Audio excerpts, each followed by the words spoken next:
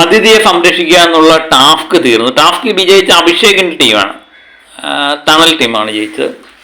അപ്പം അതുമായിട്ട് ബന്ധപ്പെട്ട ചില സംശയങ്ങൾ ഇപ്പം ജിൻഡോയ്ക്ക് ഉണ്ടായിരിക്കുന്നു എന്നുള്ളതാണ് ഇപ്പം ലൈവിൽ മനസ്സിലാവുന്നത്. ഇന്നലെ വൈകുന്നേരം തന്നെ ജിൻഡോ എതിർ ടീമിലുള്ള നമ്മുടെ ടണൽ ടീമും പിന്നെ പവർ ടീമുമായിട്ട് ഒരു ടൈപ്പ് ഉണ്ടാക്കിയിരുന്നു.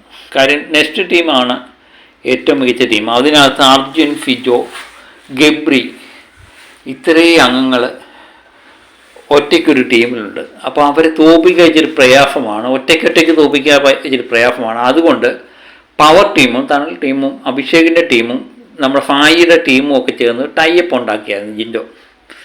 കാരണം ഏറ്റവും മികച്ച് കളിക്കുന്നവരൊരാൾ ക്യാപ്റ്റൻ ആവും. ക്യാപ്റ്റനായി കഴിഞ്ഞതിന് ശേഷം എല്ലാ ടീമിൽ നിന്നും അംഗങ്ങളെ ചേർത്തൊരു പവർ ടീം ഉണ്ടാക്കണം എന്നൊക്കെയുള്ള എഗ്രിമെൻറ്റ് പ്രകാരം എല്ലാവരും സമ്മതിച്ചതാണ്.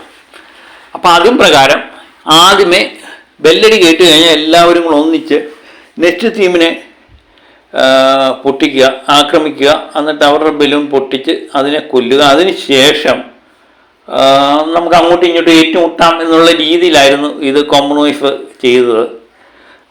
അത് ജിൻഡോ ഒക്കെ വിശ്വസിക്കുകയും ചെയ്തു. ഫായിയും അഭിഷേകും ഒക്കെ ജിൻഡോയായിട്ട് കൂടുതൽ അടുത്ത് നിൽക്കുന്ന വ്യക്തികളാണ്.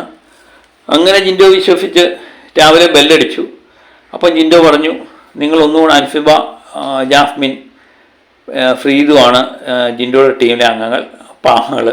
അവർക്കിത് സംരക്ഷിക്കാനുള്ള ബുദ്ധിമുട്ടാണ്. അപ്പം ജിൻഡോ പറഞ്ഞു.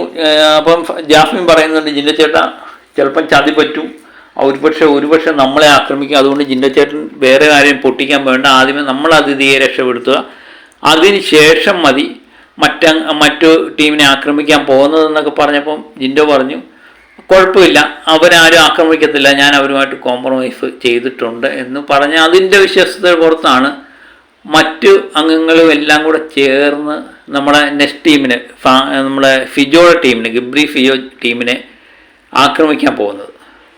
പക്ഷെ അവിടെ ആക്രമണം നടന്നുകൊണ്ടിരിക്കുമ്പോൾ തന്നെ നമ്മുടെ പവർ ടീമിൽ നിന്ന്, നേരത്തെ കോംപ്രമൈസ് ചെയ്ത പവർ ടീം, ഫായിയുടെ ടീമിൽ നിന്നുള്ള നന്ദന ഈ ജിൻഡോയുടെ ടീമിനെ ആക്രമിക്കാൻ ചെന്ന് പൊട്ടിക്കും എന്ന് പറഞ്ഞുകൊണ്ട് ഇങ്ങനെ ആക്രമിച്ചുകൊണ്ടിരിക്കുമ്പോൾ ഇവരുടെ ശ്രദ്ധ മാറിയപ്പം നമ്മുടെ നെക്സ്റ്റ് ടീമിൽ നിന്നുള്ള അഫ്സര വന്ന് ജിൻഡോയുടെ ടീമിൻ്റെ ബലൂൺ പൊട്ടിച്ച് അതിനെ കൊന്നിട്ട് അതിഥിയെ കൊന്നതിന് ശേഷം പോയി.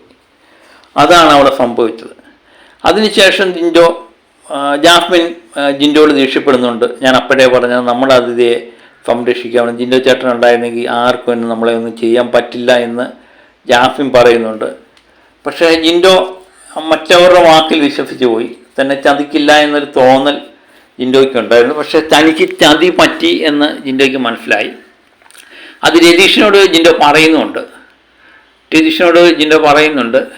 എന്നെ ചതിച്ചു എന്ന് എനിക്ക് ബോധ്യം വന്നാൽ ഞാൻ തിരിച്ചും പണി കൊടുക്കും എന്ന് ജിൻഡോ പറയുന്നു. ഇനി 2 ടാസ്കും കൂടെ ഉണ്ടല്ലോ എന്ന് ജിൻഡോ പറയുന്ന ജിൻഡോയെ മനസ്സിലാക്കാം. ഏതായാലും എല്ലാവർക്കും ഉള്ള പണി ഞാൻ മനസ്സിൽ കരുതിയിട്ടുണ്ട്.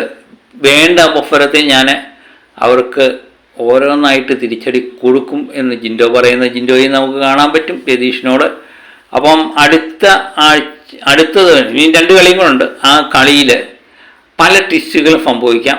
ഒരുപക്ഷെ ജിൻഡോ ഈ പക ഉള്ളിൽ വെച്ചുകൊണ്ട് കളം മാറി സഞ്ചരിക്കാം.